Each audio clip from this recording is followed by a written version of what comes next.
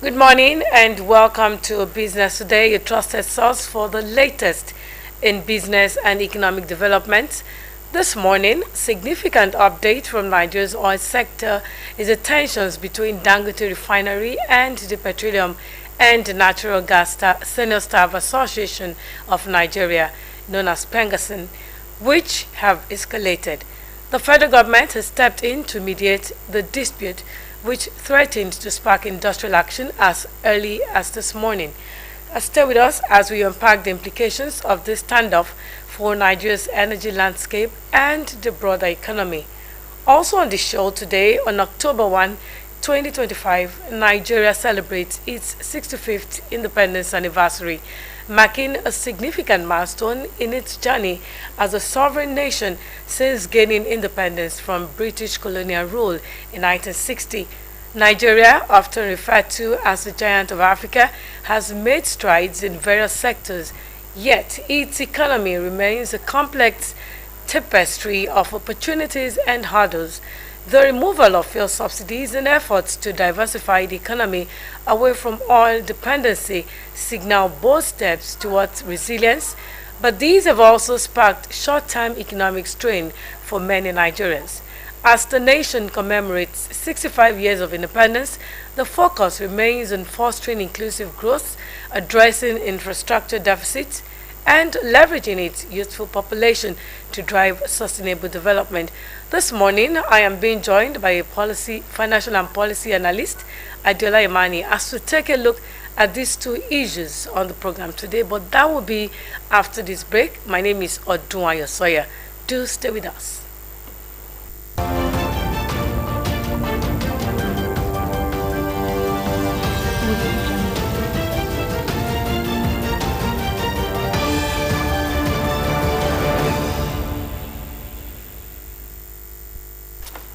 All right, thank you for rejoining us on the program. This morning, I'm being joined by Mr. Adiola Imani. He is a financial and policy analyst, and this morning we'll be taking a look at two things. That is the PENGASSN Dangote response to PENGASSN. Thank you very much.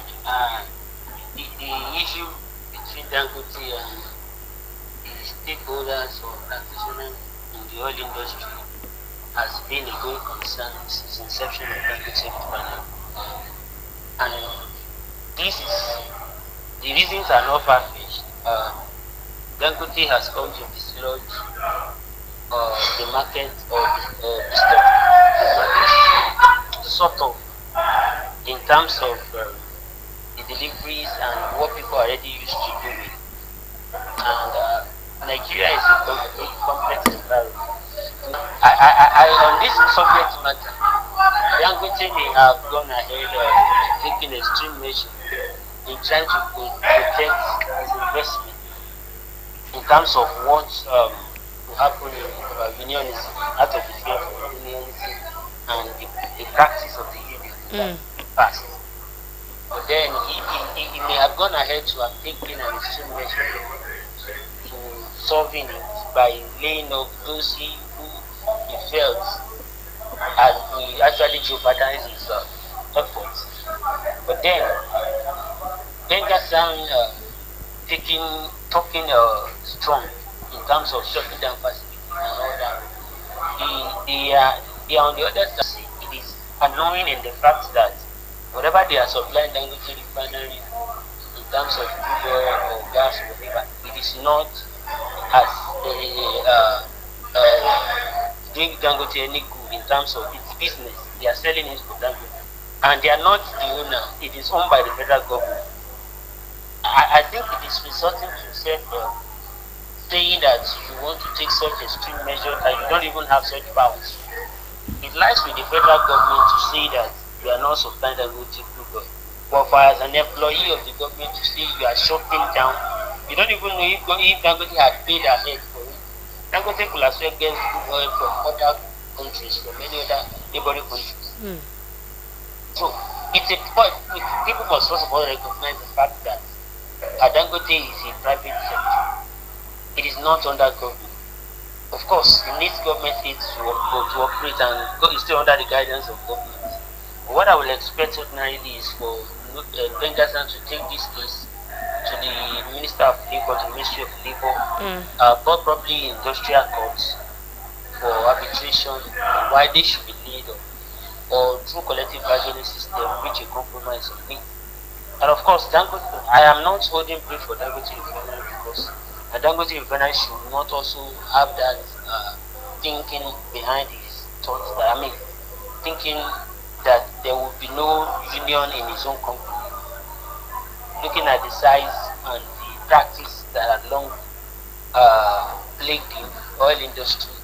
But Pegasan and Nubank and the rest of them have actually done more harm to the Nigerian economy than they portray themselves to be doing. And so one is not doubting the fact that Dangote may want to be circumspect about bringing the association into it. It's like asking the private university to ask their lecturers to join us. If the private universities are protecting their lecturers from being part of ASU, for whatever reasons, whichever way they think they can protect their lecturers from joining Nigerian ASU, it's the same way going ahead here. And because whatever happens with the ASU or federal government, they are going on strike, and you want the private university to join the strike because you are protecting workers' rights. From injury to one is to everybody. Then you are going to jeopardize the personal business of somebody who is not a government. And for crying out loud, Bengasan and their workers have been collecting salary in Warri Refinery, Katsina Refinery, Port Harcourt 1 and 2 for past 2-3 decades without producing a liter of oil for Nigeria. They have been turned around maintenance. They have never fought about that to say we must come live and produce. They have been collecting salary for doing nothing. And also anybody who is setting up that same sister company, we want to be circumspect about coming into his own company to call and with the accusation that they collect 50,000 naira on every truck that is being loaded out of Dangote Refinery is deception. 40,000 naira for doing what service? So it boils down to the fact that the corruption in the oil sector that have held the sector by Nigeria by the jugular for a while is fighting back at Dangote. I only want Dangote to find the middle ground. If Dangote says the workers that are being employed they cannot join Nubank, and according to the ILO and the labor laws, the relevant labor laws allows every individual to join at will. But that also does not preclude the right of an employer to hire and fire at will. So where we find the middle ground is better sorted on the table rather than grandstanding that you will not supply Dangote oil or crude oil or gas, for which we pay. So if Dangote Refinery is in Nigeria, I feel for those of us that are, for those people that are already agitating about monopoly and Dangote doing this, I don't even know where that one came from. Because when we have not had one thing being done in our environment, we are only having one surviving and thriving refinery that's being owned by private sector. If these oil marketers and oil tank farmers, if they have their money, let them aggregate and set up their own refinery. And if they want to import fuel, it is an open market. They can go ahead and import theirs into their tank farms. But saying because Dangote is going to the dance, getting trucks, 4,000 trucks to supply retailers directly, and it's becoming a headache, killing their business. That is what change does. And they are not ready to adjust to these changes. And they are fighting on all hands, wanting to drag staff of Dangote into Bengasan and Beng and all that. And so for an employer who has been fighting on all fronts, we want to be circumspect. But I think the federal government should step in and let normalcy returns. And I think the Bengasan should be cut to their size. With that brigandage, they show with the letter released that they are stopping gas supply, they are stopping food oil supply. They are not the one, they are just employees. The federal government can even sack them. The employers can sack them. It is out of place where you see an employee trying to dictate. I am not saying that have emboldened them, and this has led to demands that, if unmet, result in threats to shut down companies or countries. And also, given the refineries, that is Dangote refineries, critical timing, how do you envision this issue being resolved? And given the situations, what actions do you anticipate from President Tinubu, considering the significant challenge he faces presently? yes. I think the president. I know is within the ambits of the law and the powers of the president to rein in Pengasan and Dangote to both the same. But I think in the course of this, the Pengasan had already played into the hand of Dangote to a very large extent. Because for a businessman who has options to take in crude oil from all over the world, we look at his options to begin to seek for gas supply and oil supply from neighboring countries, and without relying on Nigerian crude oil. And whether we like it or not, by the time whether we supply or not, that will not jeopardize his operation. He will then be able to do another. And they should not forget to whoever is in Pengasan or in Dangote refinery wanting to join Pengasan, you cannot treat your own case like that of Pengasan under an employment of Nigerian government.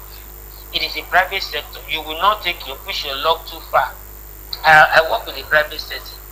I would not even know what is the direct impact of NS or TUC. For me to say I'm joining TUC and stand up to my employer. What have they even done for the MSC and the TUC members that are under government work? These are people that they have outlived their usefulness, and they are still pushing their luck too far. Because for all these years that we have not been able to produce a liter of oil or of petrol in our refineries in Nigeria, the government has kept these people with fast salary in refineries, producing nothing. They are retiring with fat pay to retirement, and they are joining this association, collecting. And we know what they do with the NPC depot. What has been their gain? Even when it comes to bargaining for minimum wage, the moment they get their own share, they backtrack and they sit back and do nothing. They have lost their whatever they think they have with the populace. They have lost it already. So if the government takes extreme measure on them, nobody will pity them. When last has anybody advertised employment into refinery? Who are those that are employed there? Did they think Nigerians care about them? Nigerians do not care about these people whether you are the leader or the led that you are sabotaging the effort, you get little or no sympathy from Nigeria. So as much as I do not want to believe that Dangote should actually sack His workers, those people that join, but resorting to self-help is not the way out, and they are pushing their luck too far to thinking that they can shut down Nigeria because the private sector. If my employer does anything with me now, I want you. So will they be coming into every phase to shut down the country because a private employer, somebody that works with an eatery, was sacked? So Pengasan will say we are shutting down all over the country. Is it because it affects where they have invested into? Because their income will also come in when they collect rebates. So these are issues and questions that we need to be asked. So they must not push their luck too far. There's an industrial court to settle such. So they cannot be laws unto themselves to think they will go on strike. I think if the president steps in and they are still recalcitrant, I think the president can also fire them and replace them. So there can't be blackmail. Nobody can hold Nigeria to ransom. The economy we are struggling with the economy, and every Nigerian is struggling to make ends meet. You can't make it harder by thinking that you will affect the value chain of petroleum supply to an average Nigerian. And Nigeria will hear you because you are fighting for somebody who lost his job, where we have millions that have no jobs. So we can't be fighting for our rights and we lose our left in the process. Thank you so much, Mr. Adiola. Now, moving on to the other matter, which is Nigeria at 65. In 2 days, precisely on Wednesday, Nigeria will be 65 years. Now, let's take a look at our economic standing. What is your understanding of the structure of Nigeria's economy from that time, from 1960 till date? Thank you very much. I think when we had our golden jubilee years ago, I was an undergraduate then. I wrote an article that Nigeria has 50 yet a toddler. I used that word toddler because everything we were doing then was like trial by error, and we just have decorated cosmetic projects all around economy that is built on nothing, and you cannot really see a future in it. Sustainability is far from whatever we are building there. But so far, so coming through this year, I think for the first time, Nigeria is living in its reality. Reality in the fact that though we are rich, but our riches lies in raw material. They are still very raw that needs to be refined. And it needs our hands to get dirty for us to get to work. Coming in with the subsidy removal and allowing us to live our reality and creating the exchange rate has brought us to our reality. And it's making the macroeconomy. But then an average Nigerian cannot feel it because the microeconomy has not been taken care of, and it has not trickled down to making an average Nigerian see. What we can see now is the fact that okay, there's a trajectory, there is more revenue for the government, the states are getting more money. What are we doing with it? So it is not trickling down to the microeconomy for people to begin to see the gains. What we want to look at is to see at what level are we looking forward to food sufficiency for the populace. To what extent are we growing what we eat or eat what we grow? So it is when we are deploying this, the fiscal policy has to be well taken care of by every state. The CBN is doing the man's job with the monetary policy, interest rate, and all that, trying to balance this and make sure the macroeconomy is good. Nigeria has got, in a very long time, had gotten a good rating by Fitch and other rating agencies all over the world. But the micro economy has not grown in tandem with the macro, because our fiscal policy, particularly at the state level and at the local government level, where the local people are, we don't even have a direction to which we are running yet. And the president has the buck stop on his desk to making the governors, giving them the matching orders. I know they are coming in form of policies already, but it has to come full flow for every state to have a direction so that the citizen can know this is where we are running. If we are saying Operation Feed the Nation, if we are recalibrating Operation Feed the Nation, how do we intend to feed the nation? How does Ondo State going to feed its people? How does Ondo State going to, so the fiscal policy has to be streamlined for people to see, so every investor to see where the direction to go to invest and what is in the end thing.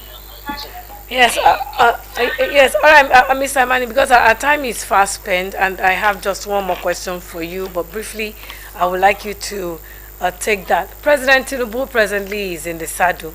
He has embarked on various reforms, and recently he said that the economy has turned a corner, even though, just as you mentioned the other time, that Nigerians are not feeling it yet. Would you say he's yet to understand the problem? I would want to take you through some key economic indicators. The GDP growth as of last week was reported to be 4.23% year on year in the second quarter of this year. That is, we see an upward trend there. Inflation stands currently at 20.12%. That inflation was above 25% at some point. Then the monetary policy rate equally has been eased to 27% after close to over 5 years. and the exchange rate presently is at 1,488.56 naira to the dollar. Now, would you say that the president is yet to understand the problem of Nigeria? He does understand, and I think from his talks and works, you will know he understands the challenges and the plight. And I think in one of the clips he said the stakeholders should beg the governors to allow local government to function. You know, he said that because he understands that this thing is not trickling down. Now, it's not trickling down, and the spread is not there.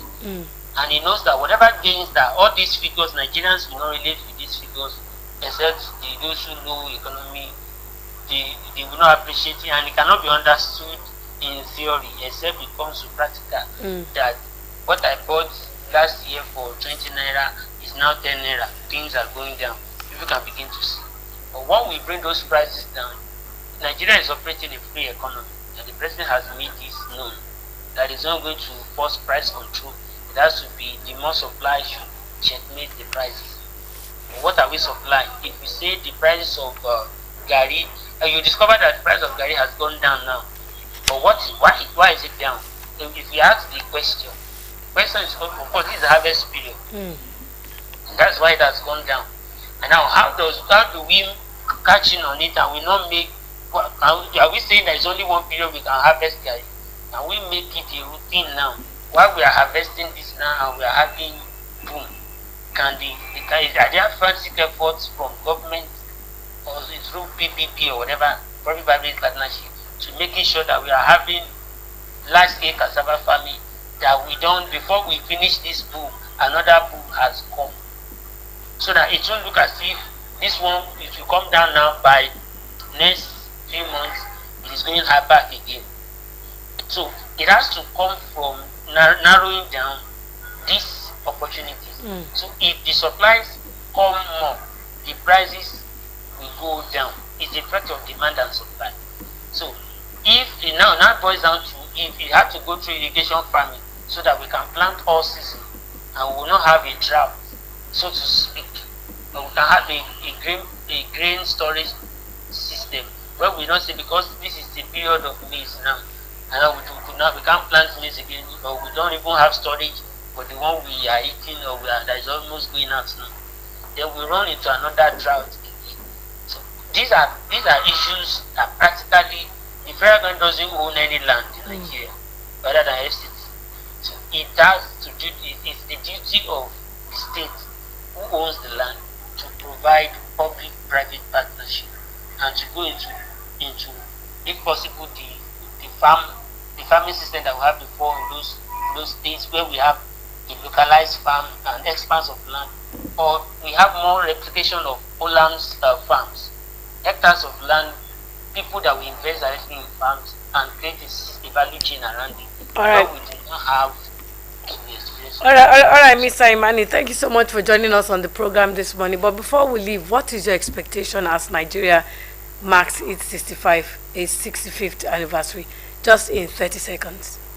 My expectation is the fact that we must build on the little gains we have in terms of a few months or a few years back now, where we have consistently the inflation has been dropping. So indicators that made it drop should be welcome and should allow to try and build more on it, so that we do not have a relapse, so to speak. All right, thank you. Thank you very much. Thank you very much, Mr. Adiola Imani, financial and policy analyst. He's been taking a look at the federal government, the dispute between Dangote Refinery and Pengasin. Thank you so much, Mr. Imani, for joining us on Business Today. Thank you so much. And that's the size of the program this morning, taking a look at the dispute between Pengasin and Dangote Refinery and Nigeria at 65, its economic standing. My guest this morning has been a financial and policy analyst and person of Mr. Adiola Imani.